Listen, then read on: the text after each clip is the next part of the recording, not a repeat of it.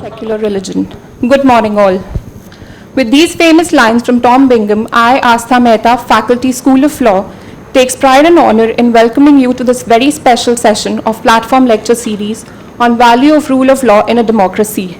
And to honor the occasion, we have amongst us Honorable Mr. Justice Mohan Perez, former Chief Justice of Sri Lanka. Welcome, sir.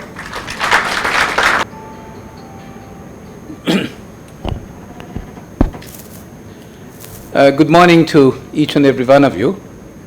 May I first of all do the honors and say thank you for inviting me this morning. I think it's a great privilege that I'm here before you in my this short journey in India this time. I've had a fairly hectic time here, and I couldn't say no when Professor Lakshmi actually extended this invitation. So I'm here. So thanks once again for this very warm welcome that you have actually given me, Registrar and Professor both.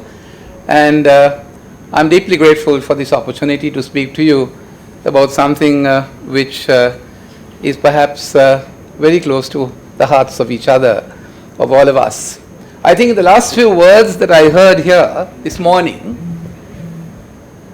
I was wondering whether I need to really say anything more, because in the few things that was mentioned by Professor Lakshmi and then Dr. Pooja, I really thought, listening to the few things that were said, whether everything that ought to be known about the rule of law has been said. I think if I was to wrap it up, I think everything that was said there before was the rule of law was something that we actually used for the purpose of orderly, good, civilized living. I just have to perhaps, looking at the lighter side of things, Professor was pleased to observe that, and somebody said that the rule of law was suspended for one day and there was chaos in this country, or wherever it was suspended. I'm not too sure whether that is indeed the case. I say this in the lighter vein of what I actually saw in Amritsar. I actually went to Amritsar, and there was, I went to see the Golden Temple. I was in Patiala teaching that week. And I told my wife that there was so much of order in the chaos of Amritsar. If you understand what I'm saying, there was so much of order in the chaos of the streets of Amritsar. There were, on that street with me that day, there were bullock carts, there were donkeys, there were horses, there were elephants, there were cars, buses, and myself. And we got on very well. We didn't get on each other's toes. Somebody tapped me on my shoulder and said, "Can you please move? I want to go." I moved. So I told this friend of mine, Professor Pava, who was with me, I said, "Pava, if you put a policeman here, what do you think the chaos would be?" So much for the rule of law. So sometimes we human beings left alone do pretty well. We don't need to be that pessimistic about our tribe, so to speak. But having said that, and having been probably brought up in this culture of the rule of law, I have no choice but to probably talk to you today about the high-fangled rule of law. My dear students, there is no rocket science in this. And there are no phantom dragons either in the rule of law. Although governments, states think that the rule of law perhaps is one of the most, a concept that can never be lived with. It's a nuisance, so to speak, that we lose our freedom. That is certainly not the case. My dear students, this morning, Professor Shantakumar actually told me this morning before I left Goenka, he said, "Sir, you've got to keep this as simple as possible." I said, "Well, let's try, let's give it a good shot and see how simple I can keep it." So let's see, I'll try and leave it as simple as I can, but there are, as I said, I'm compelled perhaps to say a few things which has to be said. My dear students, my dear faculty, the rule of law is a very old concept, isn't it? But I mean, it's as old as the hills. And in the 13th century, there was Bracton, who, a judge in the reign of Henry III, who in a way introduced the rule of law, or the concept of the rule of law. Bracton really didn't know that he was actually propounding the rule of law, but unwittingly, unconsciously, Bracton actually introduced the concept of the rule of law without naming it the rule of law, without giving it a label, so to speak. No label was given. And this is what Bracton said. Bracton said, the king himself ought to be subject to God and the law. The king himself ought to be subject to God and the law, because it is the law that makes him a king. Who else? Who else other than the law that makes him a king? Think about it. All these kings lose themselves. They think they have actually fallen from the chink of the ceiling actually. They are not. They are just as simple as you and I are. It's just a quirk of fate that makes him a king, and it's the law that makes him a king. That's what Bracton said, because that was a time when God and God Almighty was the be-all and end-all of our lives. They knew nothing else but God. They actually left their lives in the hands of God. Right. Of course, some of us do that even in this day and time. Just a few weeks ago, we have had gods all over the countryside here. And thank God, some of them are consigned to where they should be. Right? But having said that, right? Now that's what Bracton said. Then comes along Edward Coke. Now Edward Coke was the Chief Justice of England at one point in time, and Coke as in Coca-Cola actually, C-O-K-E. That was in 1610. Edward Coke took it a step further. Mind you, I would recommend that each one of you read Coke and perhaps Dr. Bonham's case, because that was the genesis, that was the beginning of perhaps the rule of law. And what did Coke say? Now Coke is supposed to be the originator of the concept of the rule of law in modern times, although I'm talking of 1610. When he said that the king, he said something similar again. He said that the king must be under God, right, and the law, and therefore vindicated the supremacy of the law, and thus vindicated the supremacy of the law and over the pretensions of the executive. In other words, he said, well, look, your executive action may be very high and mighty and so on and so forth, but remember, again, but perhaps a little bit of what Bracton said. He said, you are under God Almighty, and that was a time when people went to court and appealed to God Almighty and said religious things. They didn't appeal to the head, but they appealed to the heart, right? That was a time in England where the law was sold from village to village. It was bartered, right? So, there you are. Now, not something different in modern India. Then in India, what was the position? In India, the concept of the rule of law can be traced back to, Professor, to the Upanishad. If you look at the Upanishad, you will probably see the rule of law well and truly entrenched in the Upanishad. Now what does that provide? Again, a religious, a spiritual tone. It provides that the law is the king of kings. The law is the king of kings. And it says it is more powerful and higher than the kings, and therefore there is nothing higher than the law. Poetic stuff, isn't it? Religious, spiritual, poetic stuff. Right? And then it goes on to say, the law by its powers, the weak shall prevail over the strong.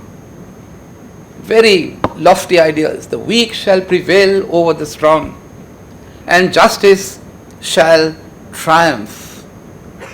I wish it does happen in that way. Isn't that a long dream of what we are seeing that's been played out today, my dear students? You don't have to go so far. Look at your own environment. That's a long dream, isn't it? So therefore, But the credit, now there you are, that's history. Bracton, then we have Justice Coke, we have the Upanishad, and then of course we know what has been said in India in those teachings. Then we get to a slightly more modern times. And that is let's look at what Dicey said. I'm sure you've heard of Professor Dicey, the modern day kind of jurist of our times, to actually speak, who in his classic book, The Introduction to the Study of the Law of the Constitution, had published in, of course, 1885. And this is what Dicey had to say. Now, Dicey says, having considered all what I have said all so far, no man is punishable or can be lawfully made to suffer in body or goods except for a distinct breach of the law, before the ordinary courts of the land. In other words, what is he saying? There is no ad hoc arbitrary justice. That was Dicey's formulation of the modern concept of law. And if I need to be burdened with a legal obligation or punished with something, then I need to be brought up before the public courts, which has been properly established as we do today. Now, my dear students, this establishes the fact that law is absolutely supreme, and it excludes the existence of arbitrariness in any form. In other words, we have gone are the days then today that I looked at someone and said, well, I don't like your face, I'm sorry, I can't give you some extra marks, right? Or I cannot actually, I'm going to sentence you, I don't quite like you, I'll sentence you to 10 years rigorous imprisonment, although if you were looking a good fellow, I probably will give you 5. Gone are those days. Arbitrariness, unconditionally, unbridled discretion, right? So there is no question of doing what you will. In other words, there is no question of, there is nothing called the freedom of the wild ass.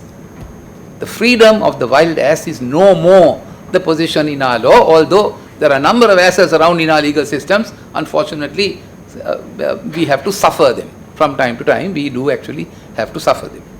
Right. Now, my dear students, the existence, according to Dicey then, there is no scope for discretion. No scope for discretion, and there is no room for arbitrariness. No scope for discretion, no leverage possible. Right? Think about it, that may not be quite right, because we do need a little bit of discretion for efficient living, to get our things going. So, what did Dicey simply say? So, Dicey held that every man, whatever be his rank or condition, wherever he is, right, is subject to the ordinary law of the realm of that sovereign, and amenable to the ordinary jurisdiction of ordinary tribunals. That's what it is. In other words, from a very uncivilized era of Henry III, we moved to a very civilized area where the courts would really exercise the law, dispense the law, and there was no question of, hoping in hell and going before a judge in the hope that he will do justice by you. We are not in that period of time. Now, interestingly, the rule of law in a modern sense has taken a slightly different turn from what I've been telling you all this time. Today, Dicey's theory of the rule of law cannot be accepted in its totality, in its pure sense, in the way it was said. It is just like perhaps the Lord Atkin's theory in Donahue and Stevenson. You probably know the neighbor principle. The neighbor principle today is slightly different from how we apply it, how Lord Atkin actually applied it so many years ago in 1930. Similarly, Dicey's theory today has to be understood in the context of today. How are things done? Now, the modern concept, my dear students, of the rule of law is fairly wide, and we have actually widened it because we are finding life a bit tough to sail along with this concept of the rule of law. It's fairly wide, right? And therefore sets up an ideal, a threshold standard of behavior, right, for every government to achieve. It sets up and fixes the threshold conduct or behavior for every government to achieve. Now, this concept was developed by the International Commission of Jurists, and it was known, ironically, as the Delhi Declaration of 1959. The Delhi Declaration of 1959. Now, what did the Delhi Declaration of 1959? It was confirmed in Lagos in 1961. And what did this declaration say? Let's see whether it said something totally different with what Dicey, Bracton, Dicey, Koch, what they said. Let's see what the Delhi Declaration in recent times of 1959 said. What did it say?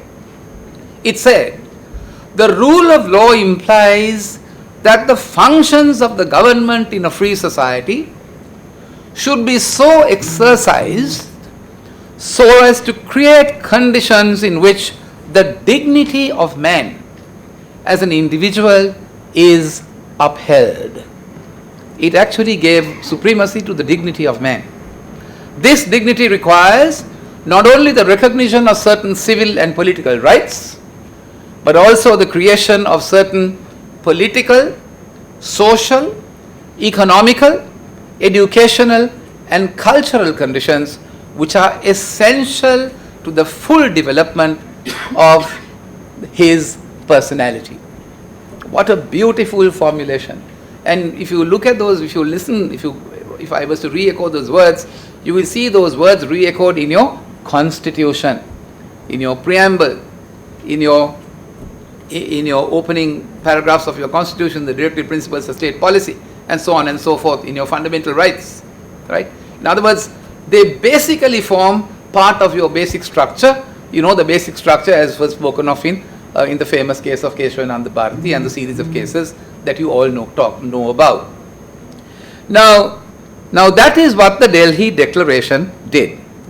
So finally, it may be correctly said that the rule of law does not mean and cannot mean any government under any law. That is what it is. It's not a question of any kind of government under any law. No, that's not the case. That's not the rule of law. It means, what does it then mean, my dear students? It means and only means the rule by a democratic law, a law which is passed in a democratically elected parliament after adequate debate and discussion is what the objective is all about. Now, look at it. A democratic law, and that is a law passed by a democratically elected parliament. Right? That's one. After debate and discussion. Now, I only hope that those democratic principles are actually being followed in the echelons of legislative power, so that we can actually achieve what we really meant by the Delhi Declaration in giving life to the Delhi Declaration. Now, the Delhi Declaration and the meaning to the rule of law that came out of it was summarized by another great jurist, Sir Ivor Jennings. Sir Ivor Jennings was one of the greatest jurists of modern times. He was actually a jurist. He was Ceylon's first Vice Chancellor of the University of Ceylon. He helped to draft the constitution for independent Ceylon and also played a very significant role in the Constituent Assembly here in India in 1950 with Dr. Ambika, Sri Nehru and Sri Gandhi and the whole lot of them. He was a great jurist. And Sir Ivor Jennings, I am merely saying this to you, merely to tell you from where we got all this. Where did we get all this thinking or this culture from? Right? Sir Ivor Jennings. Now, what did Ivor Jennings, how did he sum it up? Right? Ivor Jennings summed it up, my dear students, in this way. He said, In a proper sense, the rule of law implies a democratic system. A democratic system. So in other words, any system which is inconsistent with democracy cannot sustain nor protect the rule of law. A constitutional government. A constitutional government would mean a government that has respect for constitutional provisions and has respect for constitutionalism. That is what it is. Constitutional government. Where criticism, listen to this, Ivor Jennings says, where criticism of the government is not only permissible but is also a positive merit. Where criticism of the government is not only permissible but a positive merit, a good thing, right? And he says, where parties based on competing politics of interest are not only allowed but encouraged. In other words, competing interests to flourish. No fear of criticism, no fear of competition, no fear of freedom, right? So there you are. So these are not only then where this exists, he says, the other consequences of the rule of law will automatically follow. So in other words, my dear students, you might wonder as to why we are talking so much about the rule of law. Can you think of anything better that we can live by? I am also with you. If we can devise a mechanism which is much better, by all means let's substitute it something much better. But until we find something better than what Bracton said, what Coke said, what Davies said, what the Delhi Declaration said and what Ivor Jennings said, then we have to unfortunately carry on, because remember that it is the law, as Professor was pleased to observe, it is the law that binds us together in cohesion, in peace, in love, in fraternity, as your constitution says in your 42nd Amendment, right? So it's the only the law that keeps us together. What keeps us together in this hall is the rule of law, nothing else. You may not realize it, but it is. But until we find something better, we have to actually try and develop it, nourish it, so that we will have a better planet to live in. Right. Now, having said all that, let me very quickly, let's do a little rethinking of the rule of law in a law that is, in a world that is a lovely word they are using now, globalization. God knows what that is, right? Globalization in whose eyes? In the West, eyes of the so-called international community. I say so-called international community because there is a so-called international community. I'm not too sure whether you belong to it, but certainly we don't belong to it. Right. But there you are. Right? Let's look at this globalization that we are there marketing around now, and we are falling a sucker to it perhaps, unfortunately to use that expression. Right? Now, I ask you the question, my dear students. I'm sure this word, the rule of law, would have come into your text. You would have spoken about it in a million times in the classroom, in the corridor, in politics, and so on and so forth. And what is interesting is that this word, the rule of law, comes in very handy to the politicians, not to lawyers. You talk to a politician, he'll talk to you about the rule of law. And you probably will never talk to him about the rule of law. It comes in, it's a lovely little tool that they use to cover a multitude of sins. The rule of law. Right? So there you are. My question to you then, my dear students, and perhaps even to faculty, I ask you, right?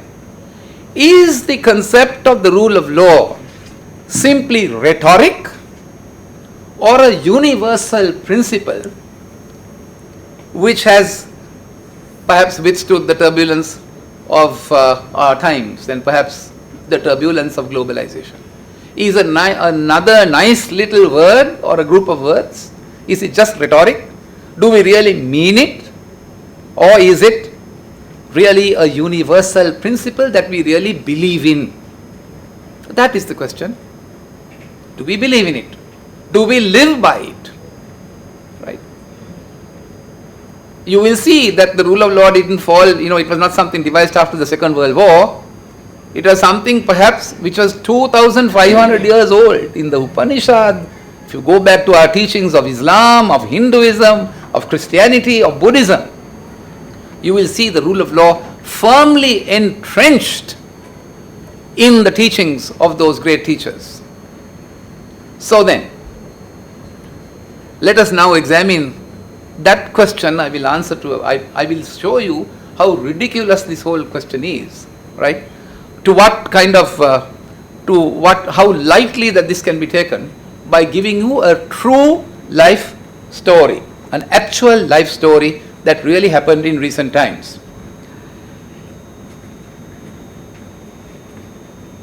This true story demonstrates nothing but what a convenient expression this rule of law means. My dear students, a Greek professor of international repute was asked by the United Nations to assist a country in North Africa. You all know it, but I won't name it, in North Africa, to fall in line with international standards with regard to the treatment of political prisoners. This happened during the time of Kofi Annan, right? You know who Kofi Annan is. He was the then Secretary General of the United Nations General Assembly, right? Now that was the mandate, to tell this terrible African leader that he was virtually running torture shops in that area, right? Now, so a team was dispatched by the UN to this African country, and the Greek professor, having spent quite some time in that country, had one day to present his report to the ruler. So they went to the palace, and with a lot of fanfare, right? Having gone to the palace, my dear students, the ruler observed that the important part of that report required, they went to the ruler, they said there were greetings, pleasantries, what protocol demanded, and they presented this report. And this report required the ruler, in the first instance, they had said, Excellency, this report requires in a sense, that you followed the principles of democracy. Democracy, right?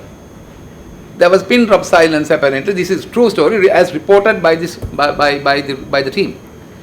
The ruler virtually exploded and said he rejected it point blank, right? Point blank rejected it and said, you Greeks, you think you invented democracy? Point blank. You Greeks, did you think you invented democracy? Democracy has no meaning in this country. Just straight off. Democracy has no meaning in this country. Now what do you tell a man who tells you that democracy has no meaning in your country? Right? They quickly folded their books, discretion being the better part of valor. They thought we rather kind of save our lives rather than talk to this man, and quietly retreated back to the hotel. They reported back, and they had instructions from the UN, no, remain there and rethink of another formula. So they waited for a few more days and went back to the ruler in about 2-3 days. And this time, they told the ruler, Your Excellency, this time this report requires you to treat your political prisoners in accordance with the standards set out in the concept of human rights. They nearly got physically thrown out of the palace this time. Nearly. He said, look, did Amnesty International send you? Did Amnesty send you? Or did Asia Watch, Human Rights Watch send you? Who sent you here? Right? He said, please leave the country as soon as you can. Right? Don't come here again, unless you can come up with something which which is acceptable to this country. So they very dejectedly, quite frankly, went back to their hotels, and they nearly booked their flights when they were told, no, wait for another 2 days, try something out again. And so the third time, they went back to the hotel, sat for 2 days virtually sleepless, and one of the young guys who were there came up with a little formula, and they put that into the report. They packed their bags this time, and they were to leave to the airport straight from the palace, not back to the hotel.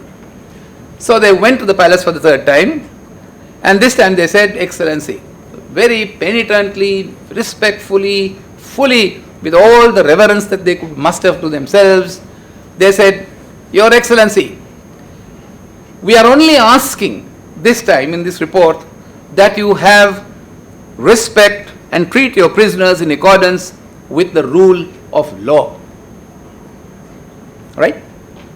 Now, when they said that, there was pin-drop silence apparently, deafening silence for almost 5 minutes. He didn't talk. They were dumbfounded. They thought, my heavens, we have met our maker. And that was the kind of electrifying environment that prevailed at that time.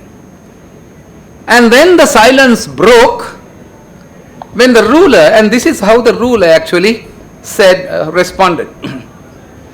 He said, rule of law, excellent, brilliant, fine. So they were wondering, my heavens, what kind of a miraculous thing has happened to this man? He said, fine, excellent, brilliant, because no one would ever understand it. Now do you see? He said, look, fine, I can't think of a better formula because no one will ever understand it. Now that is how the rule of law was treated, and that is how the rule of law is treated even today. Right? So I would not be wrong to say that this is a term to which lip service has been paid for many years in generous doses without stopping to think about these simple but cogent words really should mean in genuine globalization. So my dear students, in other words, what I am saying is all that we see or what is being said other than by academia with regard to the rule of law probably has little or no meaning in its real practical sense when it comes to playing out. If you look at what's happening from right across the Middle East, where is the rule of law? And all of them talk of the rule of law, inclusive of ISIS, who talks of the rule of law. They also talk of the rule of law. We talk of the rule of law here. In Sri Lanka, we talk of the rule of law. But aren't they not too different from this African ruler? Right? And the academics find it really convenient because after all, we can write a lot of books and sell them. The courts can put it into their judgments. 358 pages, 700 pages, 800 pages of probably ramblings. We do that ourselves. So it comes in pretty handy. So there you are. You will therefore appreciate that the rule of law has gone through tremendous turbulence in contrast to other concepts and has been the subject of the severest of critics. Not only has it been described as being vague. Now if I ask you, can you tell me what the rule of law is, you probably will give me a very vague answer. Right? You will give me a very vague answer. It is, most countries and most leaders and governments think that it is something described as vague, an ideal impossible to live by. An ideal virtually impossible to live by in today's world. So there you are, my dear students. Therefore, some ask whether it has any meaning today, and whether some academics even suggest that it is today a spent concept, that it is something that we have to now rethink as to whether the rule of law can really survive in the context of the political gymnastics that we see being played out in our various legal systems. Now, having said all that, academics therefore suggest, what are the academics saying? They are saying that there are three things about the rule of law. Simple three things. Firstly, the academics say that the rule of law is a force entirely for the good which advances democracy. The rule of law is nothing but something very good for the advancement of democracy, and I don't need to teach you about democracy. Right?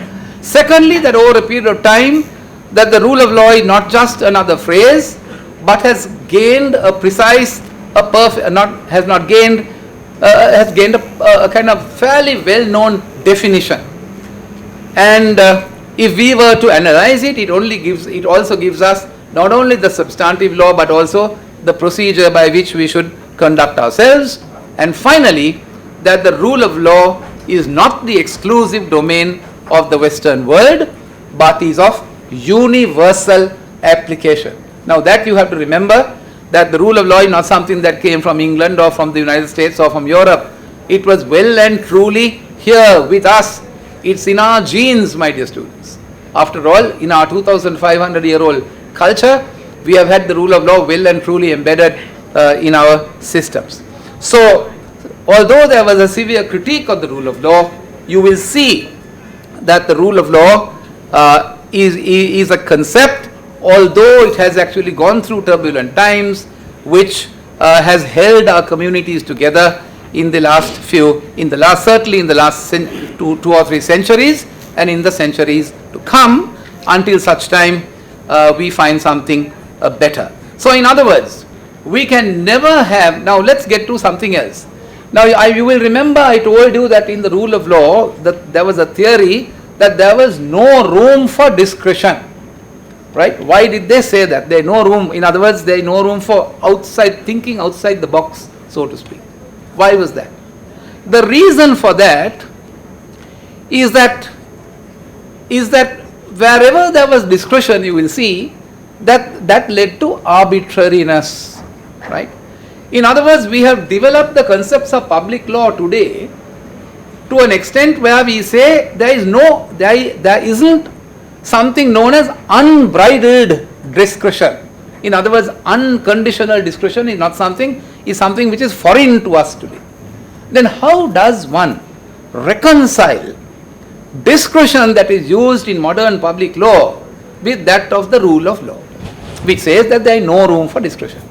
Now, my dear students, in public law there are three principles that we use to test whether discretion that is being exercised is within what you know and perhaps what you have been taught as what is known as the doctrine of ultra vires. That is in the context of judicial review. And remember, judicial review is one of the principal tools by which we sustain and protect the rule of law. Now basically, what are the three rules? What are the three tests that we apply? We use the test of illegality, procedural impropriety, and finally irrationality or unreasonableness.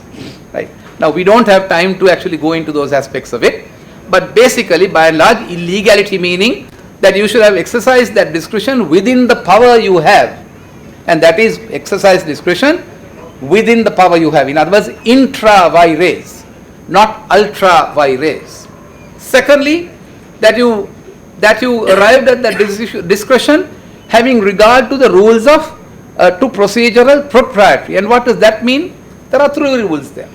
Three rules. What are the three rules? The three rules are the rules of natural justice. And what are they? Firstly, audi alteram partem, that you shall give everyone a chance to be heard. Secondly, that you shall not be the judge of your own cause. Nemo judex in causa sua.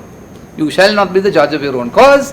And the third one is the rule against bias.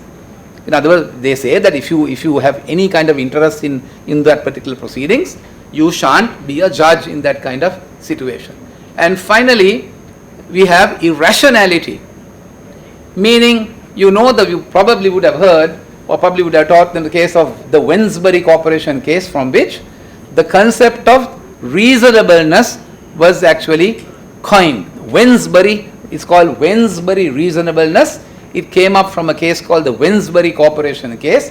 It simply means this, that a decision maker will take into consideration, a decision maker in the decision making process shall not take into consideration what he ought not to take into consideration, or a decision maker should in his decision making ought not to take into consideration what he ought not to take into consideration. In other words, if you take into consideration any extraneous matters which should not have been considered in the decision making process, then we say that that particular exercise of discretion falls short of the doctrine, the concept of the doctrine of ultra vires. In other words, the decision, not the decision finally, but the process by which the decision was made was flawed.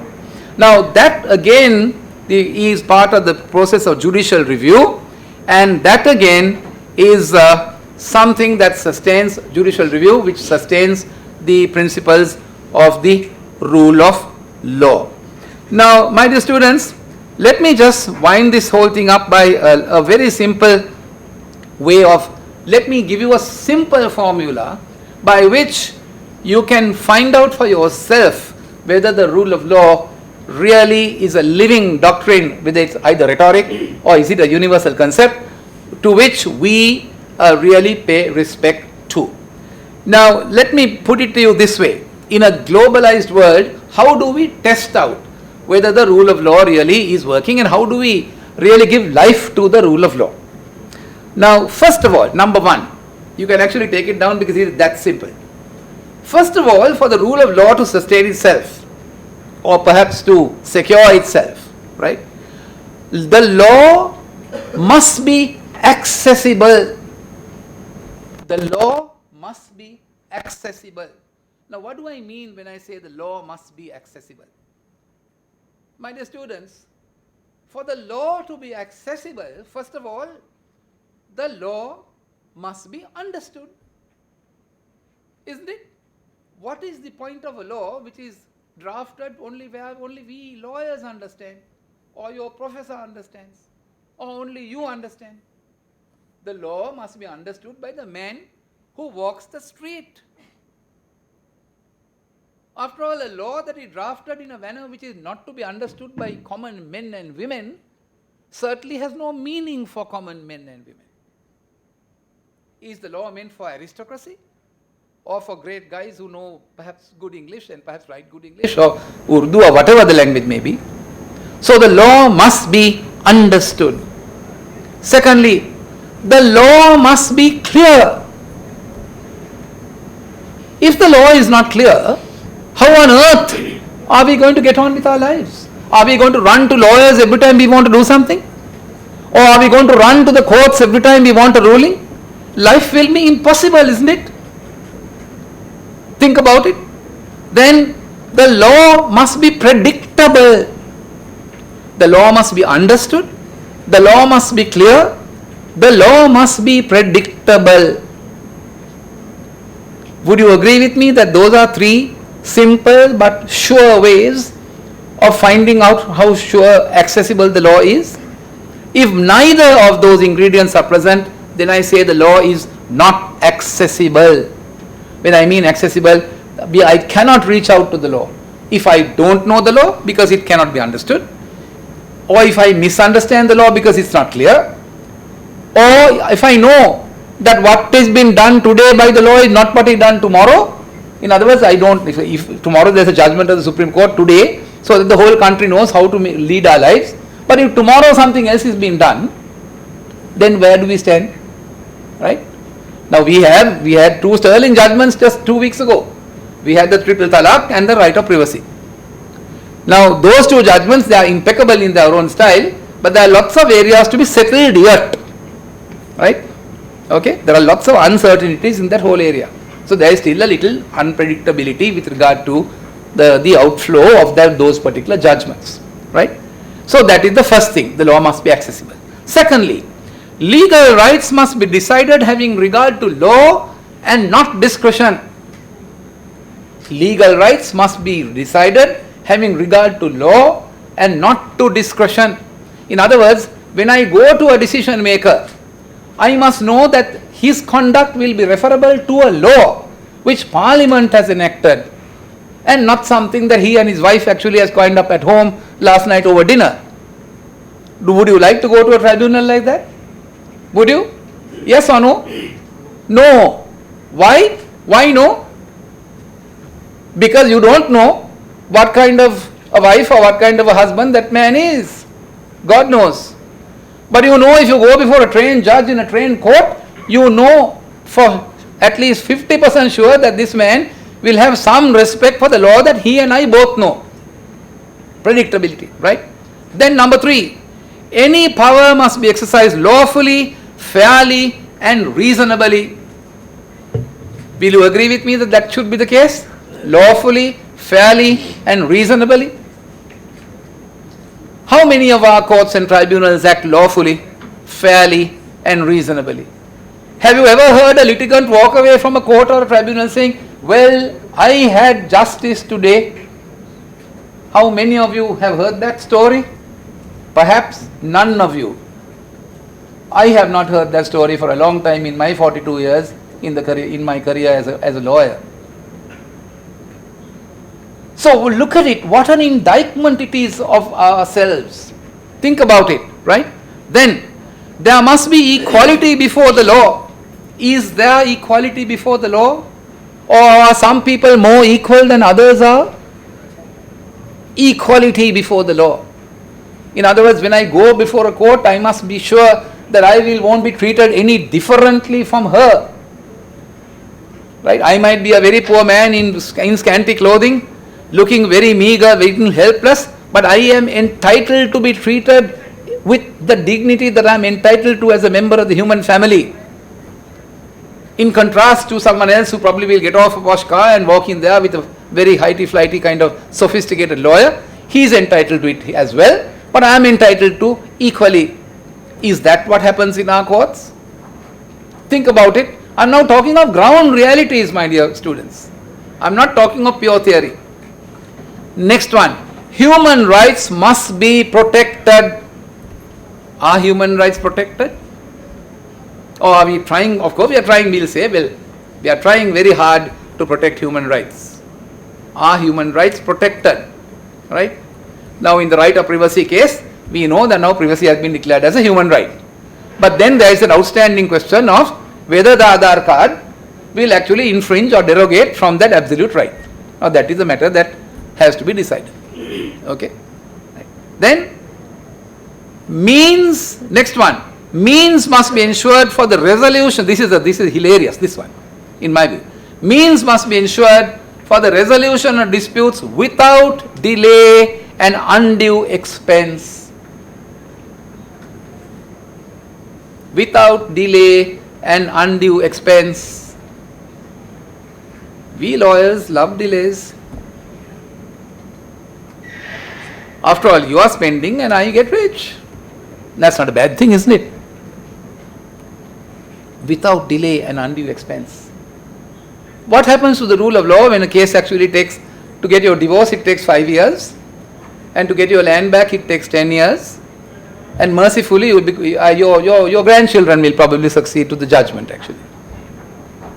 Without delay and undue expense. Is that what we see happening in our courts today? As we speak now, how many cases get postponed in our courts today? 9 out of 10 will not be heard in our courts today. Let me tell you that. As a sitting judge for so many years, I can tell you, of course, I made a change on my bench and I paid the price for it. I was very unpopular. If there were 30 causes, I used to finish off 25. Guaranteed 25 will be over. Right? But that's not the case. I had a number of my brothers and sisters who sat with me who were quite happy to come at 10 o'clock and go off at 2 o'clock and play golf at 4 o'clock. Right? That was the cushy kind of life we lead. So there you are, undue expense and delay. Right? Then trials must be fair. Trials must be fair. Now why do I say that? You open your newspapers today and see how many people are tried in the newspapers. How many people are tried in the media? Breaking news, you break news and break it and break it and break it until there's nothing left of anything.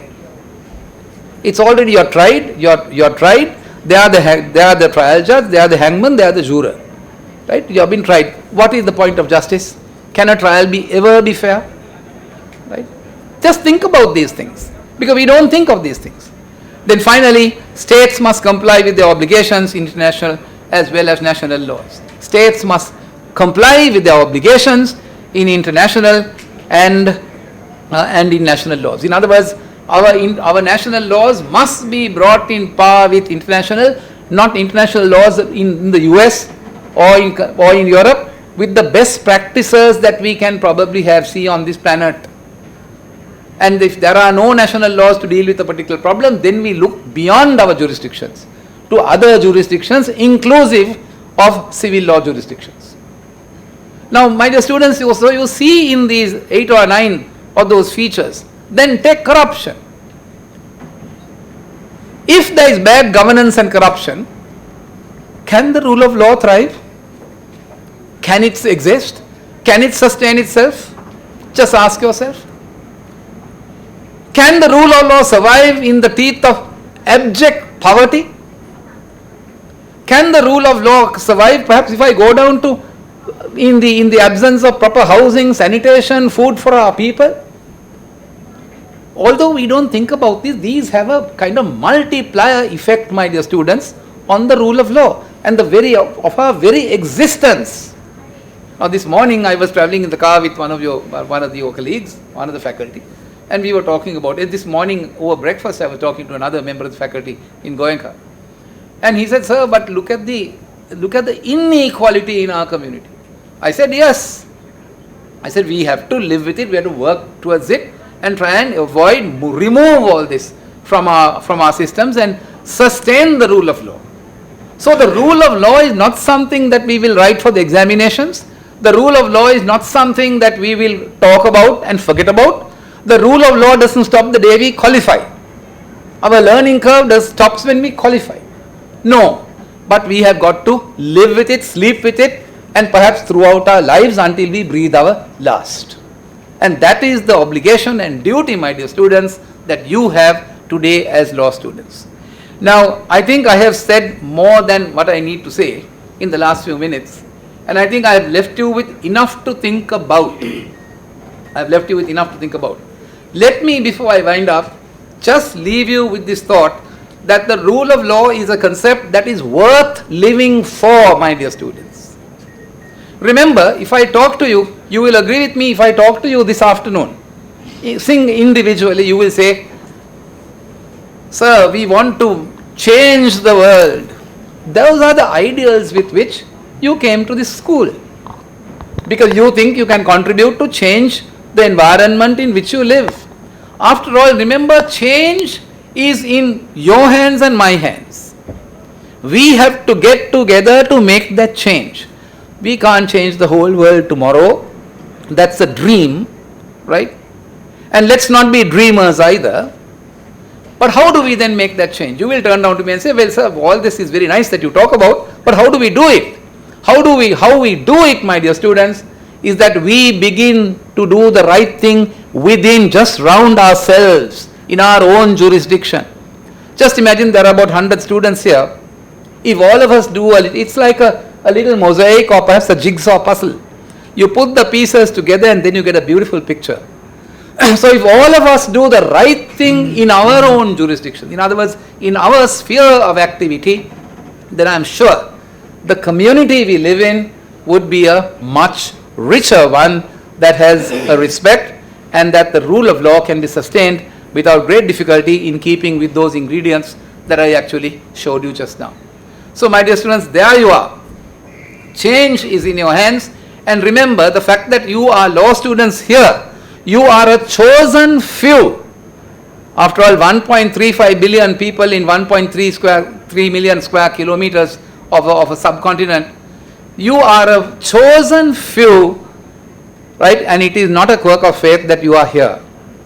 It is, just think of it as being a divine kind of grace that has been bestowed on you, so that you can contribute to the community, so that this great country can be a great place on the planet where people will live in peace and dignity.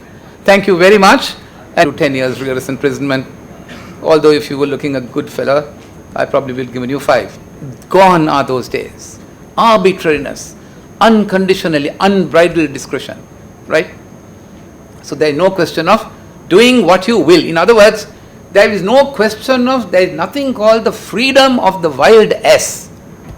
The freedom of the wild ass is no more the position in our law, although there are a number of asses around in our legal systems. Unfortunately, we have to suffer them. From time to time, we do actually have to suffer them.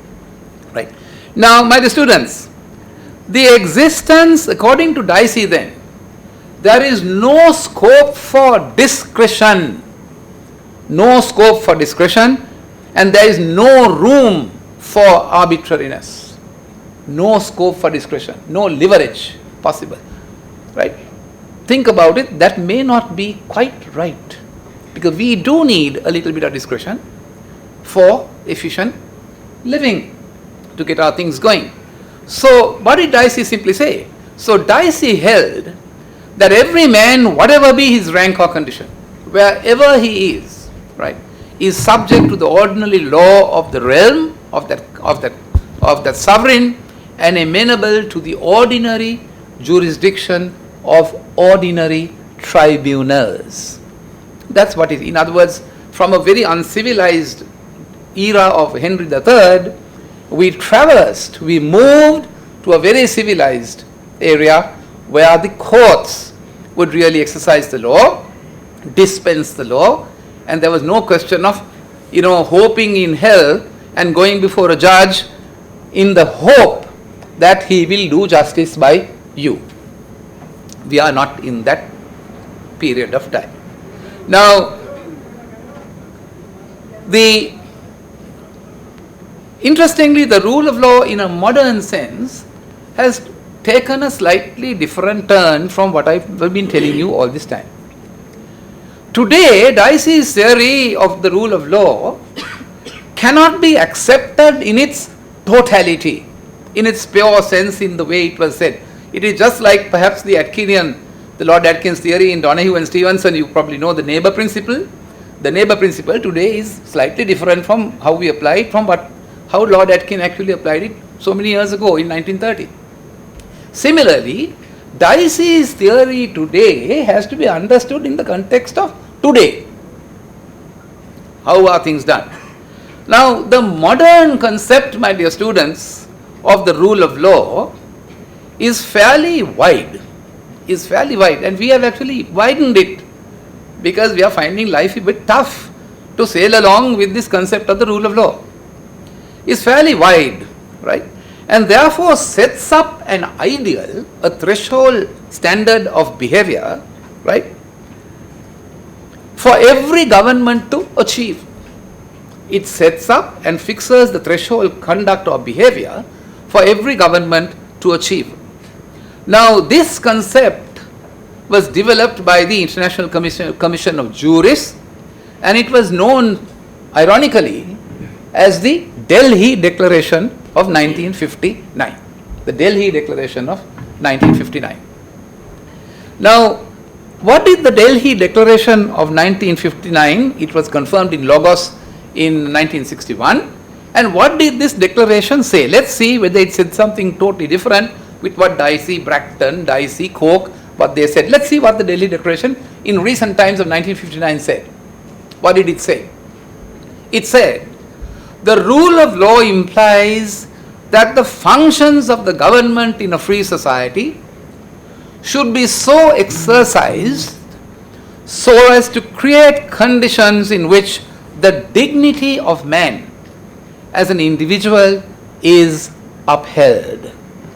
It actually gave supremacy to the dignity of man. This dignity requires not only the recognition of certain civil and political rights, but also the creation of certain political, social, economical, educational and cultural conditions which are essential to the full development of his personality. What a beautiful formulation. And if you look at those, if you listen, if I was to re-echo those words, you will see those words re-echoed in your constitution, in your preamble, in your opening paragraphs of your constitution, the directive principles of state policy, and so on and so forth, in your fundamental rights, right? In other words, they basically form part of your basic structure. You know the basic structure as was spoken of in the famous case of Keshwananda Bharati and the series of cases that you all know about. Now that is what the Delhi Declaration did. So finally, it may be correctly said that the rule of law does not mean and cannot mean any government under any law. That is what it is. It's not a question of any kind of government under any law. No, that's not the case. That's not the rule of law. It means, what does it then mean, my dear students? It means and only means the rule by a democratic law a law which is passed in a democratically elected parliament after adequate debate and discussion is what the objective is all about. Now look at it. A democratic law, and that is a law passed by a democratically elected parliament. Right? That's one. After debate and discussion. Now, I only hope that those democratic principles are actually being followed in the echelons of legislative power, so that we can actually achieve what we really meant by the Delhi Declaration in giving life to the Delhi Declaration. Now, the Delhi Declaration and the meanings the meaning to the rule of law that came out of it was summarized by another great jurist, Sir Ivor Jennings. Sir Ivor Jennings was one of the greatest jurists of modern times. He was actually a jurist. He was Ceylon's first Vice Chancellor of the University of Ceylon. He helped to draft the constitution for independent Ceylon, and also played a very significant role in the Constituent Assembly here in India in 1950 with Dr. Ambika, Sri Nehru and Sri Gandhi and the whole lot of them. He was a great jurist. And Sir Ivor Jennings, I am merely saying this to you, merely to tell you from where we got all this. Where did we get all this thinking or this culture from? Right? Sir Ivor Jennings. Now, what did Ivor Jennings, how did he sum it up? Right? Ivor Jennings summed it up, my dear students, in this way.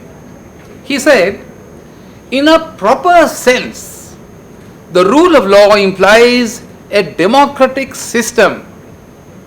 A democratic system. So, in other words, any system which is inconsistent with democracy cannot sustain nor protect the rule of law. A constitutional government. A constitutional government would mean a government that has respect for constitutional provisions and has respect for constitutionalism. That is what it is. Constitutional government. Where criticism, listen to this, Ivor Jennings says, where criticism of the government is not only permissible but is also a positive merit. Where criticism of the government is not only permissible but a positive merit. A good thing. Right? And he says, where parties based on competing politics of interest are not only allowed but encouraged. In other words, competing interests to flourish. No fear of criticism, no fear of competition, no fear of freedom. Right? So there you are. So these are not only then where this exists, he says, the other consequences of the rule of law will automatically follow. So in other words, my dear students, you might wonder as to why we are talking so much about the rule of law. Can you think of anything better that we can live by? I am also with you. If we can devise a mechanism which is much better, by all means let's substitute it something much better. But until we find something better than what Bracton said, what Coke said, what Davies said, what the Delhi Declaration said and what Ivor Jennings said, then we have to unfortunately carry on, because remember that it is the law, as Professor was pleased to observe, it is the law that binds us together in cohesion, in peace, in love, in fraternity, as your constitution says in your 42nd Amendment, right? So it's the only the law that keeps us together. What keeps us together in this hall is the rule of law, nothing else. You may not realize it, but it is. But until we find something better, we have to actually try and develop it, nourish it, so that we will have a better planet to live in. Right. Now, having said all that, let me very quickly, let's do a little rethinking of the rule of law in a law that is, in a world that is a lovely word they are using now, globalization. God knows what that is, right? Globalization in whose eyes? In the West, eyes of the so-called international community. I say so-called international community because there is a so-called international community. I am not too sure whether you belong to it, but certainly we don't belong to it. Right. But there you are. Right? Let's look at this globalization that we are there marketing around now, and we are falling a sucker to it perhaps, unfortunately to use that expression, right? Now, I ask you the question, my dear students, I'm sure this word, the rule of law, would have come into your text, you would have spoken about it within a million times in the classroom, in the corridor, in politics and so on and so forth, and what is interesting is that this word, the rule of law, comes in very handy to the politicians, not to lawyers. You talk to a politician, he'll talk to you about the rule of law. And you probably will never talk to him about the rule of law. It comes in, it's a lovely little tool that they use to cover a multitude of sins. The rule of law. Right? So there you are. My question to you then, my dear students, and perhaps even faculty, I ask you, right? Is the concept of the rule of law simply rhetoric or a universal principle which has perhaps withstood the turbulence of our times and perhaps the turbulence of globalization? Is another nice little word or a group of words? Is it just rhetoric? Do we really mean it? Or is it really a universal principle that we really believe in? That is the question. Do we believe in it? Do we live by it? Right? You will see that the rule of law didn't fall, it was not something devised after the Second World War. It was something perhaps which was 2,500 years old in the Upanishad. If you go back to our teachings of Islam, of Hinduism, of Christianity, of Buddhism, you will see the rule of law firmly entrenched in the teachings of those great teachers. So then, let us now examine that question. I will answer to, I will show you how ridiculous this whole question is, right? To what kind of, how lightly that this can be taken by giving you a true life story, an actual life story that really happened in recent times.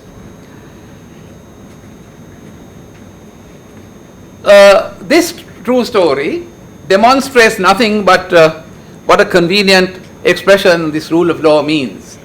My dear students, a Greek professor of international repute was asked by the United Nations to assist a country in North Africa. You all know it, but I won't name it, in North Africa, to fall in line with international standards with regard to the treatment of political prisoners. This happened during the time of Kofi Annan, right? You know who Kofi Annan is. He was the then Secretary General of the United Nations General Assembly, right? Now that was the mandate, to tell this terrible African leader that he was virtually running torture shops in that area, right? Now, so a team was dispatched by the UN to this African country, and the Greek professor, having spent quite some time in that country, had one day to present his report to the ruler. So they went to the palace, and with a lot of fanfare, right? Having gone to the palace, my dear students, the ruler observed that the important part of that report required, they went to the ruler, they said there were greetings, pleasantries, what protocol demanded, and they presented this report. And this report required the ruler, in the first instance, they had said, Excellency, this report requires in a sense, that you followed the principles of democracy. Democracy, right? There was pin drop silence apparently. This is true story as reported by the team. The ruler virtually exploded and said he rejected it point blank, right? Point blank rejected it and said, you Greeks, you think you invented democracy? Point blank. You Greeks, did you think you invented democracy? Democracy has no meaning in this country. Just straight off. Democracy has no meaning in this country. Now what do you tell a man who tells you that democracy has no meaning in your country? Right? They quickly folded their books, discretion being the better part of valor. They thought we rather kind of save our lives rather than talk to this man, and quietly retreated back to the hotel. They reported back, and they had instructions on the UN, no, remain there and rethink of another formula. So they waited for a few more days and went back to the ruler in about 2-3 days. And this time, they told the ruler, Your Excellency, this time this report requires you to treat your political prisoners in accordance with the standards set out in the concept of human rights.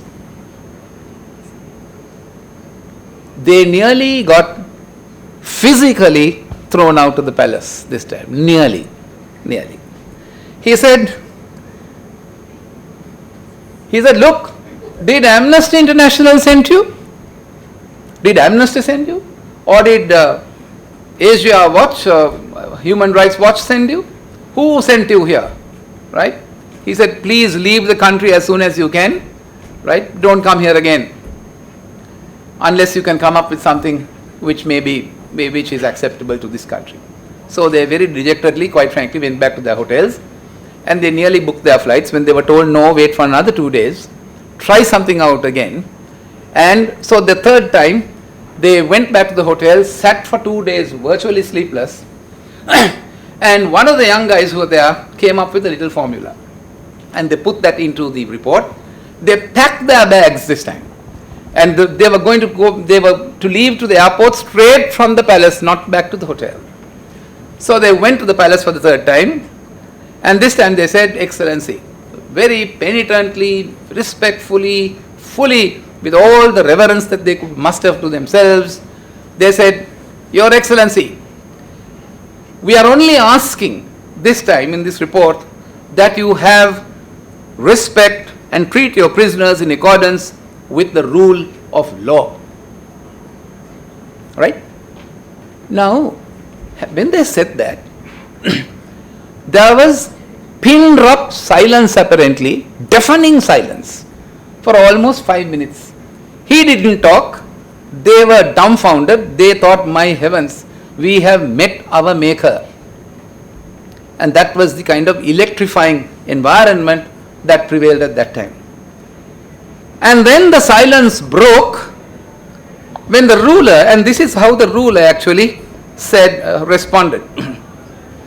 He said, rule of law, excellent, brilliant, fine. So they were wondering, my heavens, what kind of a miraculous thing has happened to this man? He said, fine, excellent, brilliant, because no one would ever understand it. Now do you see? He said, look, fine, I can't think of a better formula because no one will ever understand it. Now that is how the rule of law was treated, and that is how the rule of law is treated even today. Right? So I would not be wrong to say that this is a term to which lip service has been paid for many years in generous doses without stopping to think about these simple but cogent words really should mean in genuine globalization. So my dear students, in other words, what I am saying is all that we see or what is being said other than by academia with regard to the rule of law probably has little or no meaning in its real practical sense when it comes to playing out. If you look at what's happening from right across the Middle East, where is the rule of law? And all of them talk of the rule of law, inclusive of ISIS, who talks of the rule of law. They also talk of the rule of law. We talk of the rule of law here. In Sri Lanka, we talk of the rule of law. But aren't they not too different from this African ruler? Right? And the academics find it really convenient because after all, we can write a lot of books and sell them. The courts can write it, put it into their judgments. 358 pages, 700 pages, 800 pages of probably ramblings. We do that ourselves. So it comes in pretty handy. So there you are. You will therefore appreciate that the rule of law has gone through tremendous turbulence in contrast to other concepts and has been the subject of the severest of critics. Not only has it been described as being vague. Now if I ask you, can you tell me what the rule of law is, you probably will give me a very vague answer. right? You will give me a very vague answer. It is, most countries and most leaders and governments think that it is something described as vague, an ideal impossible to live by. An ideal virtually impossible to live by in today's world. So there you are, my dear students. Therefore, some ask whether it has any meaning today, and whether some academics even suggest that it is today a spent concept, that it is something that we have to now rethink as to whether the rule of law can really survive in the context of the political gymnastics that we see being played out in our various legal systems. Now, having said all that, academics therefore suggest, what are the academics saying? They are saying that there are three things about the rule of law. Simple three things. Firstly, the academics say that the rule of law is a force entirely for the good which advances democracy. The rule of law is nothing but something very good for the advancement of democracy, and I don't need to teach you about democracy, right? Secondly, that over a period of time, that the rule of law is not just another phrase, but has gained a precise, has gained a kind of fairly well-known definition. And if we were to analyze it, it also gives us not only the substantive law but also the procedure by which we should conduct ourselves. And finally, that the rule of law is not the exclusive domain of the Western world, but is of universal application. Now that you have to remember, that the rule of law is not something that came from England or from the United States or from Europe. It was well and truly here with us. It's in our genes, my dear students. After all, in our 2,500-year-old culture, we have had the rule of law well and truly embedded in our systems. So, although there was a severe critique of the rule of law, you will see that the rule of law is a concept, although it has actually gone through turbulent times, which has held our communities together certainly in the last two or three centuries, and in the centuries to come, until such time we find something better. So in other words, we can never have, now let's get to something else. Now you will remember I told you that in the rule of law that there was a theory that there was no room for discretion, right? Why did they say that? There is no room, in other words, there is no room for thinking outside the box, so to speak. Why was that? The reason for that is that wherever there was discretion, you will see that led to arbitrariness, right? In other words, we have developed the concepts of public law today to an extent where we say there isn't something known as unbridled discretion. In other words, unconditional discretion is something which is foreign to us today. Then how does one reconcile discretion that is used in modern public law with that of the rule of law, which says that there is no room for discretion? Now, my dear students, in public law there are three principles that we use to test whether discretion that is being exercised is within what you know and perhaps what you have been taught as what is known as the doctrine of ultra vires. That is in the context of judicial review. And remember, judicial review is one of the principal tools by which we sustain and protect the rule of law. Now basically, what are the three rules? What are the three tests that we apply? We use the test of illegality, procedural impropriety, and finally irrationality or unreasonableness. Right? Now we don't have time to actually go into those aspects of it, but basically by and large, illegality meaning that you should have exercised that discretion within the power you have, and that is exercise discretion within the power you have. In other words, intra vires, not ultra vires. Secondly, that you arrived at that discretion having regard to the rules of to procedural propriety. And what does that mean? There are three rules there. Three rules. What are the three rules? The three rules are the rules of natural justice. And what are they? Firstly, audi alteram partem, that you shall give everyone a chance to be heard. Secondly, that you shall not be the judge of your own cause. Nemo judex in causa sua. You shall not be the judge of your own cause. And the third one is the rule against bias. In other words, they say that if you have any kind of interest in that particular proceedings, you shan't be a judge in that kind of situation. And finally, we have irrationality, meaning, you know, that you probably would have heard or probably would have taught in the case of the Wensbury Corporation case, from which the concept of reasonableness was actually coined. Wensbury is called Wensbury reasonableness. It came up from a case called the Wensbury Corporation case. It simply means this, that a decision maker will take into consideration, a decision maker in the decision making process shall not take into consideration what he ought not to take into consideration, or a decision maker should in his decision making ought not to take into consideration what he ought not to take into consideration. In other words, if you take into consideration any extraneous matters which should not have been considered in the decision making process, then we say that that particular exercise of discretion falls short of the doctrine, the concept of the doctrine of ultra vires. In other words, the decision, not the decision finally, but the process by which the decision was made was flawed. Now that again is part of the process of judicial review, and that again is something that sustains judicial review, which sustains the principles of the rule of law.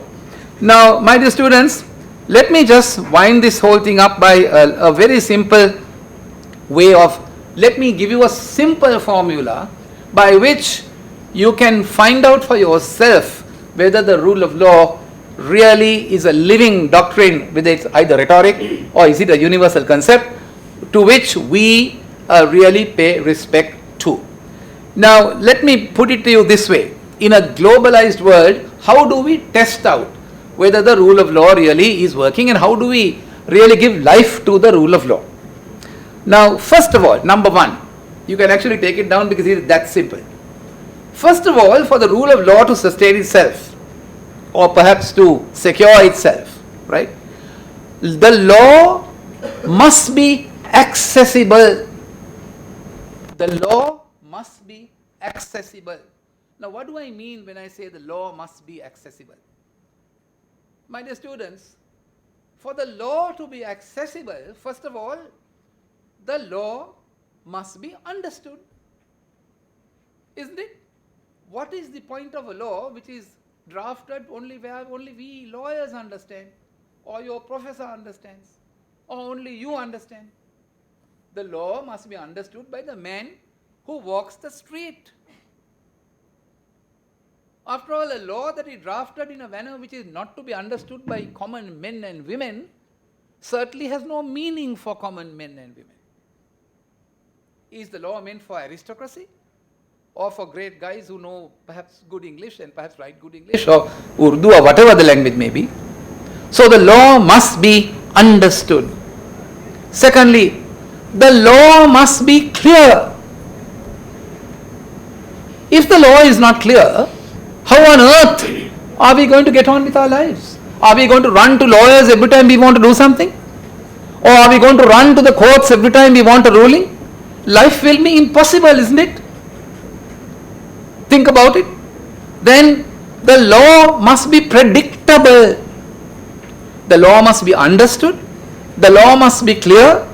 The law must be predictable. Would you agree with me that those are three simple but sure ways of finding out how sure accessible the law is? If neither of those ingredients are present, then I say the law is not accessible. When I mean accessible, I cannot reach out to the law.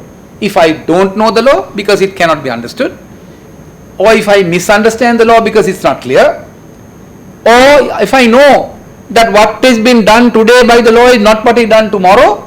In other words, I don't, if tomorrow there's a judgment of the Supreme Court, today so that the whole country knows how to lead our lives. But if tomorrow something else is being done, then where do we stand? Right? Now we had two sterling judgments just 2 weeks ago. We had the triple talaq and the right of privacy. Now those two judgments, they are impeccable in their own style, but there are lots of areas to be settled yet. Right? Okay? There are lots of uncertainties in that whole area.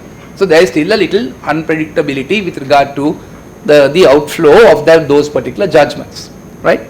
So that is the first thing, the law must be accessible. Secondly, legal rights must be decided having regard to law and not discretion. Legal rights must be decided having regard to law and not to discretion. In other words, when I go to a decision maker, I must know that his conduct will be referable to a law which Parliament has enacted and not something that he and his wife actually has coined up at home last night over dinner. Would you like to go to a tribunal like that? Would you? Yes or no? No. Why? Why no? Because you don't know what kind of a wife or what kind of a husband that man is. God knows. But you know, if you go before a trained judge in a trained court, you know for at least 50% sure that this man will have some respect for the law that he and I both know. Predictability, right? Then number 3, any power must be exercised lawfully, fairly and reasonably. Will you agree with me that that should be the case? Lawfully, fairly and reasonably. How many of our courts and tribunals act lawfully, fairly and reasonably? Have you ever heard a litigant walk away from a court or a tribunal saying, well, I had justice today? How many of you have heard that story? Perhaps none of you. I have not heard that story for a long time in my 42 years in my career as a lawyer. So look at it, what an indictment it is of ourselves. Think about it, right? Then there must be equality before the law. Is there equality before the law? Or are some people more equal than others are? Equality before the law. In other words, when I go before a court, I must be sure that I won't be treated any differently from her. Right? I might be a very poor man in scanty clothing, looking very meager, very helpless, but I am entitled to be treated with the dignity that I am entitled to as a member of the human family. In contrast to someone else who probably will get off a posh car and walk in there with a very highty-flighty kind of sophisticated lawyer, he is entitled to it as well, but I am entitled to equally. Is that what happens in our courts? Think about it. I am now talking of ground realities, my dear students. I am not talking of pure theory. Next one, human rights must be protected. Are human rights protected? Or are we trying? Of course we are trying, we will say, well, we are trying very hard to protect human rights. Are human rights protected? Right? Now in the right of privacy case, we know that now privacy has been declared as a human right. But then there is an outstanding question of whether the Aadhaar card will actually infringe or derogate from that absolute right. Now that is a matter that has to be decided. Okay? Right. Then means, next one, means must be ensured for the resolution. This is hilarious, this one, in my view. Means must be ensured for the resolution of disputes without delay and undue expense. Without delay and undue expense. We lawyers love delays. After all, you are spending and I get rich. That's not a bad thing, isn't it? Without delay and undue expense. What happens to the rule of law when a case actually takes, to get your divorce it takes 5 years, and to get your land back it takes 10 years, and mercifully your grandchildren will probably succeed to the judgment actually.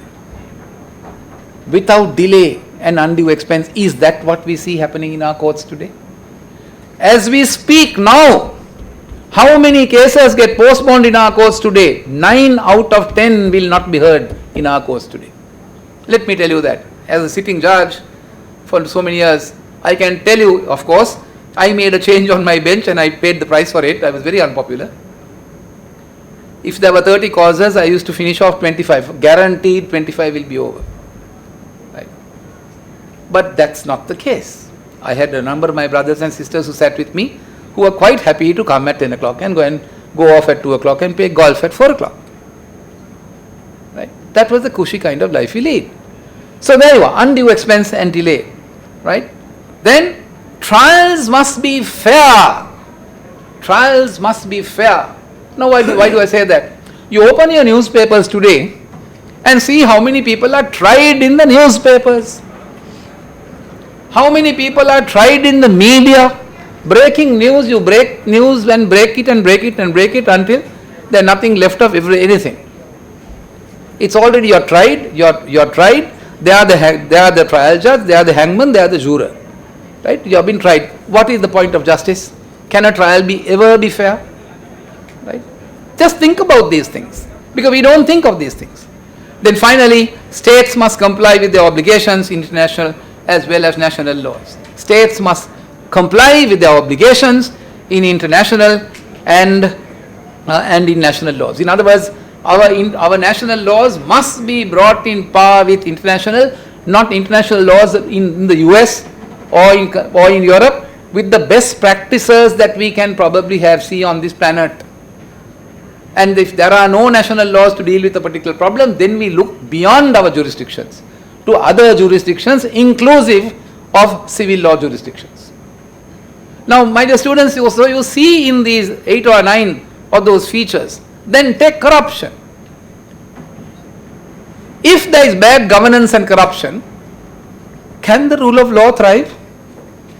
Can it exist? Can it sustain itself?